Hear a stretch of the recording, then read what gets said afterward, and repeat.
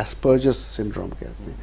ایسپرجس وہ آٹزم کا ویریئنٹ ہے جس میں باقی سارا بیہیویئر جو ہے وہ ہوتا تو آٹزم کی طرح ہے, لیکن ان کا آئی کیو نارمل یا نارمل سے ہائی ہوتا ہے. And these are the people who can achieve wonderful.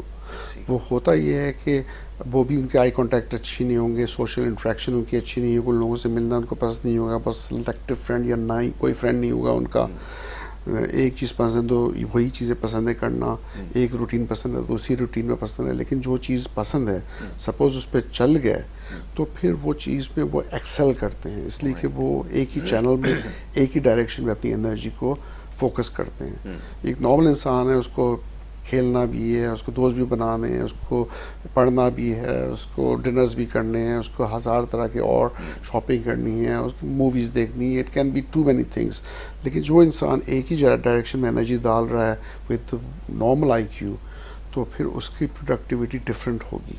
اور کئی ایسے سکسیزفل لوگ ہیں جو ایسپرجس تھے اور ہیں, اور بزنس میں یا پھر ڈفرینٹ ڈائریکشن میں بہت کچھ اچھا اچیو کر لیتے ہیں. They can be wonderful scientist, research بہت اچھی کر لیتے ہیں, اور بڑے بڑے نام ہیں جو جن کو ہم ریلیٹ کر سکتے ہیں ایسپرجس کے ساتھ.